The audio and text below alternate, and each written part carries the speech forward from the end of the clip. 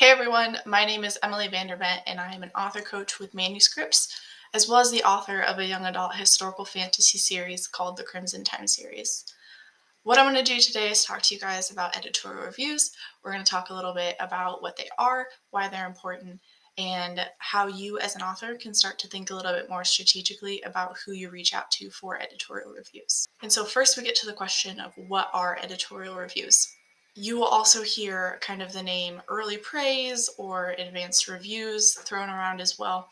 Essentially, they all mean the same thing, but I'm going to be talking in the terms of editorial reviews. And so really what they are short lines of praise about you or your book. Usually they're anywhere between 1 to 2 sentences, really no more than 25 to 30 words a piece. Editorial reviews are not book reviews. These aren't necessarily anything that you'll see on the review section of Amazon, on a platform like Goodreads or BookBub or Barnes & Nobles.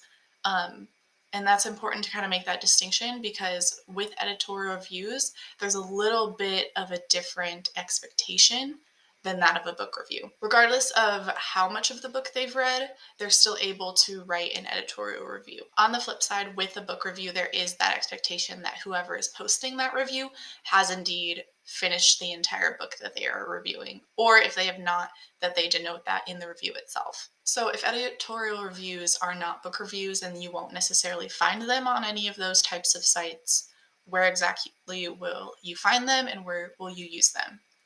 So editorial reviews, there's actually a specific section on any Amazon book page labeled editorial reviews. And so that's a really great place to drop those.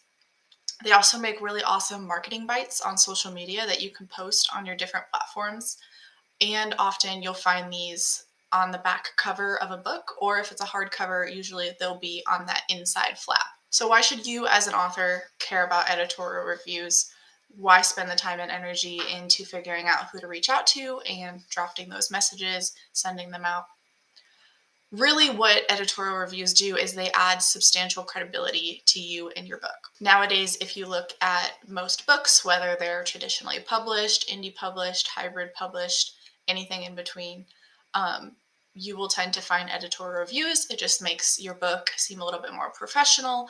And it's almost like having a reference on your resume is kind of a good comparison for that. It'll also draw the eye of the reader. And that's really great if you have an editorial review from someone who writes in a comparative genre as you do. So let's say you're a horror writer and you're able to secure a bit of editorial review from Stephen King. A reader who sees that Stephen King has an editorial review on your book might be a little bit more likely to pick up your book as opposed to someone else's if they recognize that name or if they've read something by Stephen King and have enjoyed it. You can secure editorial reviews from beta readers, from ARC readers, and various other types of people. I'm going to talk you through a little bit more specifically noteworthy early praise and how you can start to think as an author along the lines of who might be a little bit more beneficial to reach out to than other people when it comes to noteworthy people specifically. Usually when authors will sit down and start to think through who they can reach out to for noteworthy editorial reviews, these are some of the people that will come to mind. Your Oprahs, Michael Jordan, Leonardo DiCaprio, Taylor Swift, a slew of other people that I'm sure are also coming to your mind right now.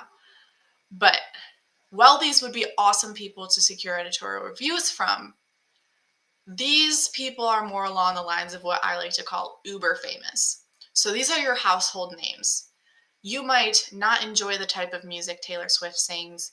You might have never seen a Leonardo DiCaprio movie. Maybe you don't like basketball. Maybe you've never watched a talk show in your life.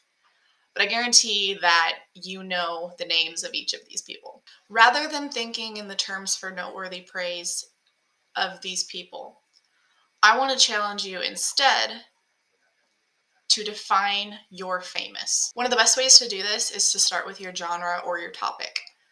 So if you're writing fiction, you can refer to this chart here. There are obviously some more categories that aren't listed, but this is a really kind of good basis to get you started. You can obviously think in terms of some of these larger categories, things like romance, fantasy, thriller, sci-fi, and mystery. But in order to really find people that would be more advantageous to reach out to, you really want to hone in on what it is you're specifically writing. So for me, I can fall under several different categories for the books that I'm working on right now. I could be considered fantasy, I could be considered sci-fi broadly. I could be considered historical fiction, historical sci-fi, alternative history, historical fantasy.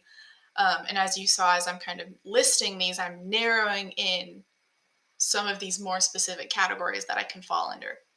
So while I could reach out to someone for early praise who is an overall sci-fi author or an overall fantasy author, when it really comes down to it, I like to categorize myself in what I feel like my book falls most, my current series falls most into is historical fantasy.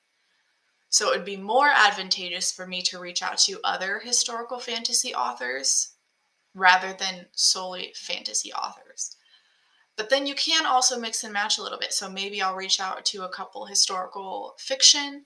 Maybe I will reach out to a couple alternative history. Again, you want to kind of mix and match and play with the different categories that you fall into. Because nowadays, especially, a lot of books do kind of have a little bit more fluidity into what they're categorized as. And so to give you a really good example of this from an author friend that I have, Haley Newland, she is a horror author. And so rather than just reach out to horror authors across the board, she kind of thought through and narrowed down her specific niche within horror. So the book that she was reaching out to people for at the time was Not Another Sarah Halls. And again, while it can fall into a couple different categories within horror, it's more of a psychological horror novel.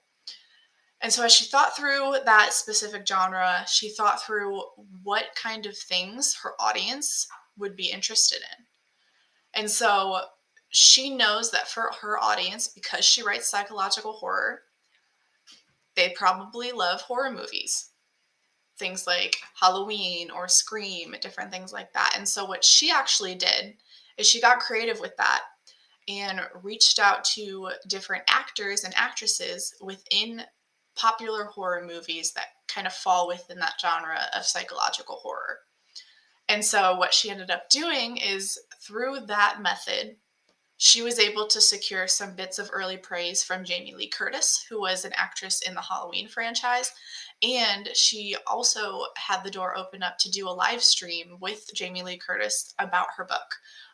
So while you may be reaching out to these different people for early praise or editorial reviews, you never know what other kinds of doors might open up if you have that shared commonality with them rather than something more broad. To kind of build off of what we've been talking about so far, I want to leave some room for you guys to walk through a couple different workshop pieces, a couple different activities.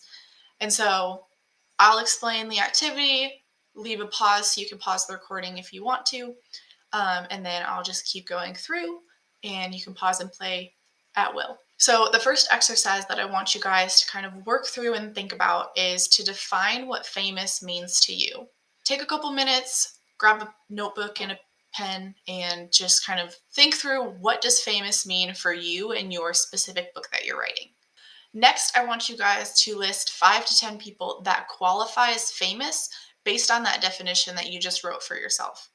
So if you're a fiction author, some of the best ways to do this is honestly just pop open Google or whatever search engine you use, and you can search best authors in. So for me in the current series that I'm writing, I would say best authors in historical fantasy, best new historical fantasy authors for whatever year it is. So this year it's 2022. Best new historical fantasy authors for 2022. Nonfiction, you can still use this, but rather than genre, think a little bit more in terms of topic. So you would be searching things like best authors in women's health, well-known people in women's health, whatever that topic is that you're talking about, however niche you can kind of narrow it down, type that into the search engine. For the third exercise, I want you to take that list of your 5 to 10 famous people and actually start drafting some of that outreach language. And then when you finish, go ahead and send it to those people. And so, really, kind of the key for this exercise is thinking through what would make your book compelling to that person. Try to find those touch points, those touchstones between you and them. Do your best to personalize and really leverage those things that connect you and that person. So, my philosophy with things is the answer is always no if you don't ask. So, for this exercise, we're going to shoot for the stars here. Choose 1 to 2 uber famous people that you want to reach out to. Again, you never know who's going to reply, what's going to happen. So you might as well shoot your shot and send a message to them. So as you're outreaching to noteworthy people for editorial reviews, keep in mind that a lot of these people, especially as you edge a little bit more towards the uber famous line, they're busy people. It will usually take 3 to 6 months for them to respond to you, if they respond at all. Never be afraid to send that follow-up, but wait about 2 to 4 weeks before you do. These people receive thousands of requests a day for editorial reviews and a slew of other things, so do not be discouraged. If they do end up getting back to you, and let's say your book is already published, you can still use those editorial reviews. Like I said, you can throw them on your Amazon page. You can use them as marketing bites on your different social media platforms, or you can use it for different editions of your book. Let's say your paperback came out and now you're publishing a hardcover, or your hardcover came out and now you're publishing a paperback edition or a special edition, whatever that looks like. You can use it for that. Or if you are writing a series and a lot of the same things that book 1 deals with kind of carry on into the next book, and there's still some correlation with what that person said in their editorial review, that could also be applicable to the second book or however many books it is in your series, then you can use it for a subsequent book in your series as well. I hope you guys found this video helpful. If you have any questions or anything you would like us to talk about, drop those in the comments and make sure to hit that subscribe button.